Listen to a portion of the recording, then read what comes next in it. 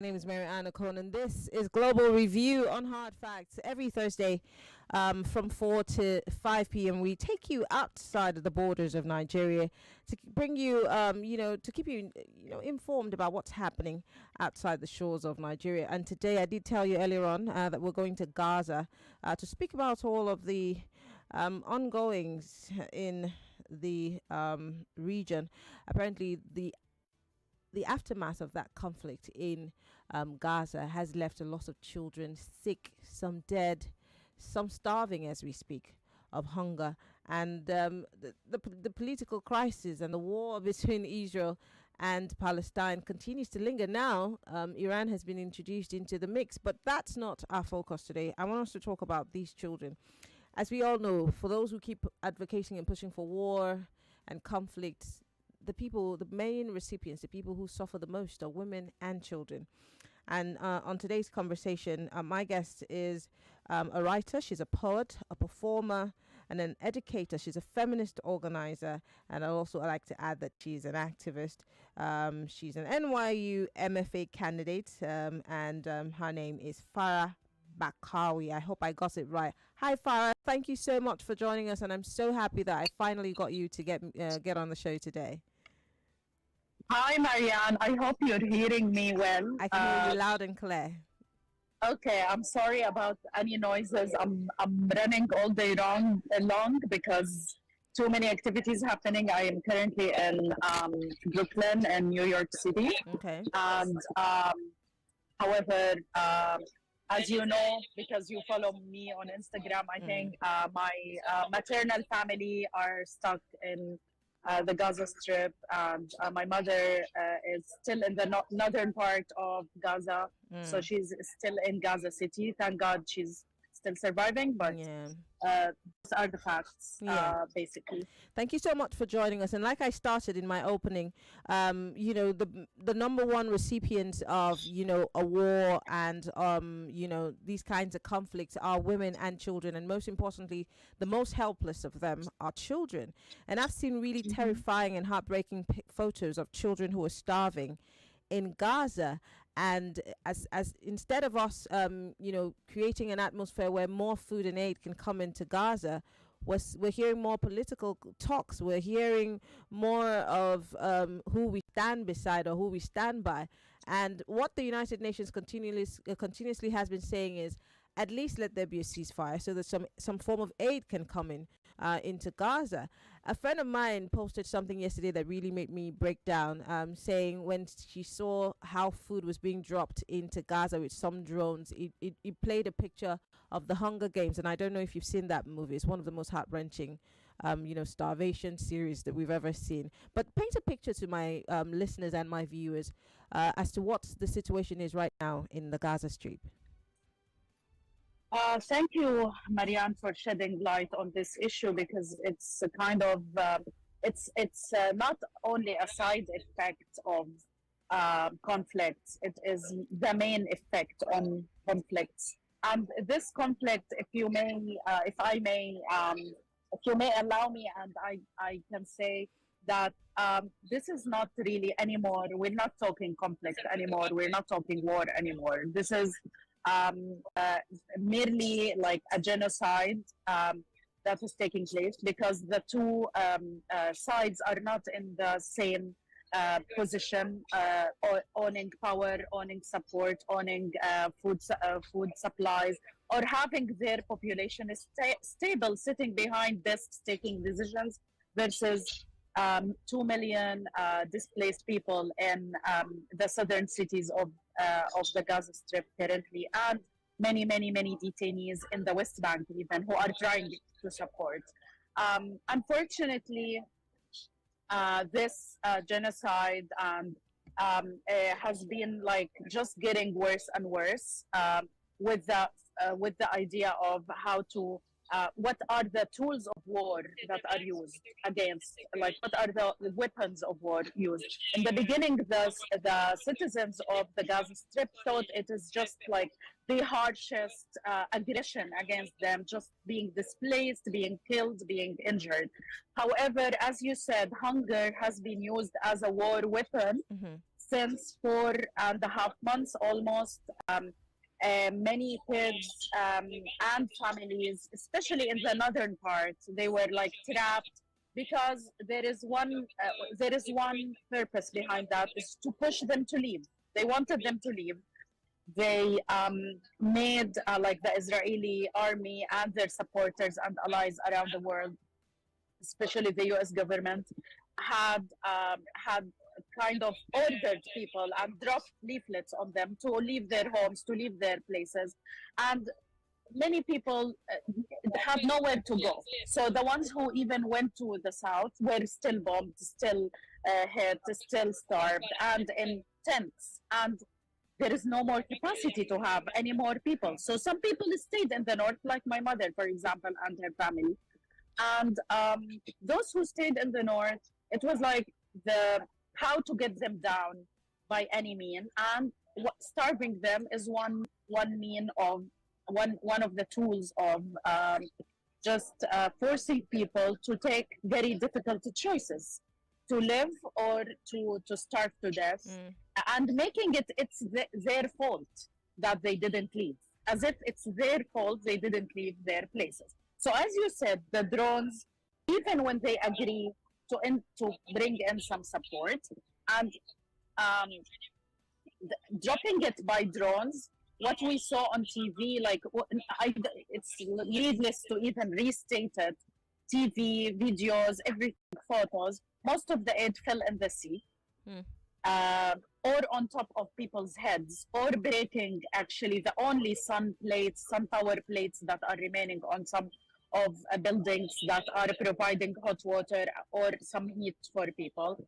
They fell even sometimes inside of the like the Israeli cities and settlements, and not even for the people in Gaza, because it's just it's like parachutes, that it's not only like the drone will drop a parachute that is carrying things, and there is the movement of wind that decides in the end where it is.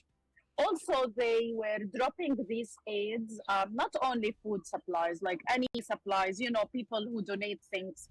And the boxes, some of them are heavy, some of them are very light, so they fly with the wind. The heavy ones fall on people and kill them. Oh gosh. So it was kind of, as you said, it is a scene from Hunger Games for sure. Like I really like the picture, because many people watched this movie, especially younger generations, and it is good to associate things with things we know. Unfortunately, this like genocide, this war on Gaza has been reminding me of a lot of like things we thought it's science fiction until we're seeing them happening to us. How does it make you feel, especially because you have family? And I'm not trying to make you, feel selfish about just your family, because I mean, everyone out there obviously is your family, whether you're from there or not. How does it make you feel that more and more children are dying, and as it's been reported right now, I hear that famine looms as we speak. Them in a few months to come, there might just be a declaration of famine. Even though you live by the sea, but there's nothing really on the ground anymore with all of the bombing and the shelling. How does that make you feel? And what is the future of Gaza? Knowing also that the future are the children. But these children are also, as you are sitting here in Brooklyn and you're able to have satellite internet, you're talking to me, these children have access to nothing. How does that make you feel? Of course. You're completely correct. It's what is happening, like as you said, this session could end, this famine could end. However, the effects are long lasting. Currently, there is more food getting in. So after 4 months and a half of starvation, there is food coming in. We cannot just, I wouldn't claim, no, the famine is with the same strength. However, the bodies of people who were deprived nutrients for months and months and months are gonna pay the price. Just feeding back a starving kid doesn't mean they will gain back their health the same. their organs, the liver, kidneys, pancreas, like all of these organs for a little child specific, especially, and for adults, need continuous nutrition, needs water, need clean food. And what is happening is even the food that is getting in is mostly like processed, canned food, lack of fibers. Many people are having like digestive issues. And we saw some of the kids like literally turning into skin on bone, losing all their muscle mass during these 4 months. How can we imagine them getting back their health as quick as like a week of improved food? So this will affect, for sure, this will have a long-lasting effect on the bodies of these kids and their parents, on the workforce, because we lost a lot in killing and in injured people, and now in like physical abilities for people. Even if they weren't injured, their body is very weak. We are losing a lot of also like intellectual and mental processing capacities, that because this will be affected for sure, like definitely what we say like in Palestine and everywhere, like the good mind or the healthy mind is in the healthy body. And like they left no schools for education, but also they left us weak bodies, deprived deprived bodies of both content and food. So, and actually 2 days ago there is a report that came out. We all knew that the Israeli army had bombed the big clinic of IVF in Gaza city. I happen to know that clinic very well because I know people who in the family who visited this clinic and were trying to have kids like early on, and like tens of years ago. And not only they were killing children, this bombing resulted in the loss of 4,000 embryos. Wow. That were held in that clinic. They are killing future lives. These were potential lives of women and men and families who didn't have, some of them didn't yet have the chance to have a first child. So this is like, they killed that chance, and they destroyed the center that could create it again. And until something is rebuilt, we don't know till when this, how long this will take. So it's killing dreams, and as we all know, children are the dreams of also of their parents and of a nation and the future. So unfortunately, this is not benefiting anyone, including the security of the entity of the Zionist state of Israel, because how would they imagine security when coming from a place where you've stripped every reason for life, and you've killed all the family members of a small kid. You brought me quickly to a question that I wanted to ask you before I let you go. I've got about 4 minutes. There are those who have continuously spoken about what's happening in Palestine, how Bibi Netanyahu is going about it. Do you believe that everyone who's an Israeli supports what's happening? Do you think that maybe this has gone beyond just a retaliation into something political or an extremist position that Benjamin Netanyahu holds? Because I know that the former Prime Minister of Israel had at some point spoken up about this, and the extent to which he's taking this.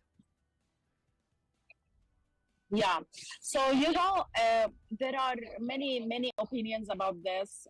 Bibi, picturing Bibi Netanyahu as a monster on his own, and is also another, I think, game propaganda because it's just like if they wanna wash their hands of this genocide, it's better to blame it on the bad guy who was anyways gonna.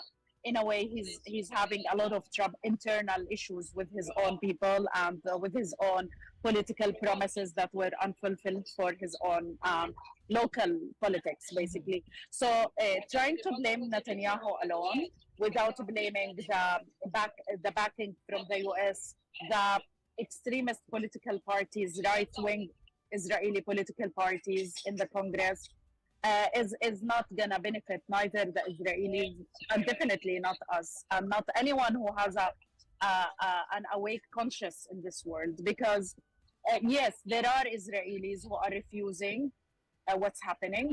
They were protesting. They were also being aggressed and detained. So we don't hear about them much. Mm-hmm.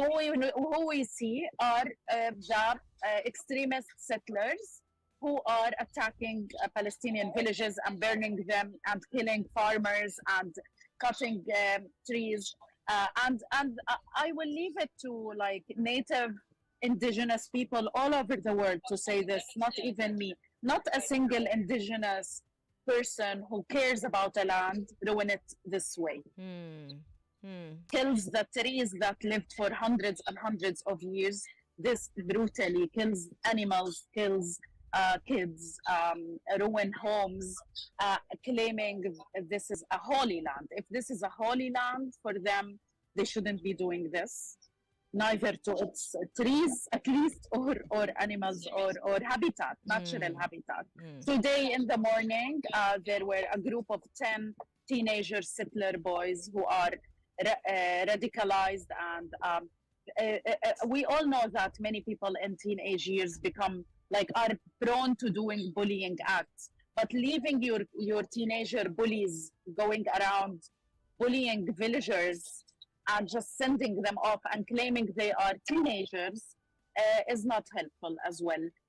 So this is what they're doing now with Bibi Netanyahu. Like, oh, Bibi Netanyahu is just retaliating and he's just like stubborn. It's not only him. There are criminals in this government, and there are criminals supporting criminals in this government.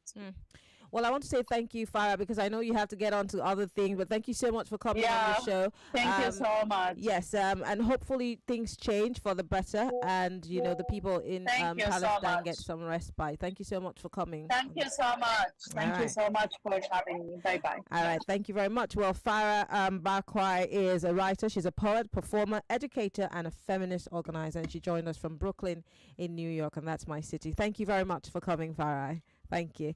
All right. Well, we'll take a quick break and bring you some important messages. Right after that, we'll be talking Vitabiotics. Yes, Vitabiotics comes up with all kinds of information as to what kind of nutrients your body needs, and they give it to you. And they come under the names, different names, all kinds of names, and you can also participate in that conversation. While we're at it, we'll take a break. We'll be right back.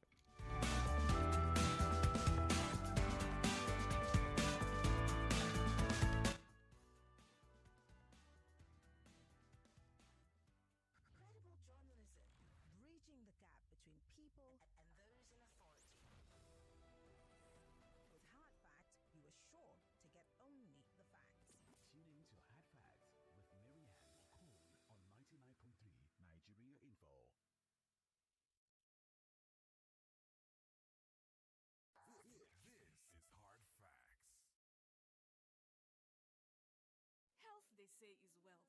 But when securing good health costs you an arm and a leg, or when you are at the hospital and they insist on a hefty deposit before treatment. But when Avon HMO has your back, you won't have to scream, Yepa, because in the end, we all need people. Visit avonhealthcare.com now to get an Avon health plan for you and your people. Avon HMO, empowering you to live a healthier, fuller life. Compressed natural gas. Now the fuel, oh yeah, better for your car, better for your pocket, and your environment. Better energy for car owner. Obonga fuel for transporter. And say, my people, renewed hope don dey shele. compressed natural gas CNG na the way. This one no be for cooking o, na to put for your car. E dey cheaper than petrol and diesel. E dey burn clean and run smooth. E no dey contaminate engine oil with yamayama. Lie with CNG as well. Your motor go gbadun am, your pocket go like am, your environment sef go enjoy am. So therefore, forward march go any certified conversion centers wey near you for Lagos, Abuja, Ogun, Kaduna, Rivers, etc. Go convert your vehicle to use compressed natural gas CNG now. CNG, cheaper fuel for better living.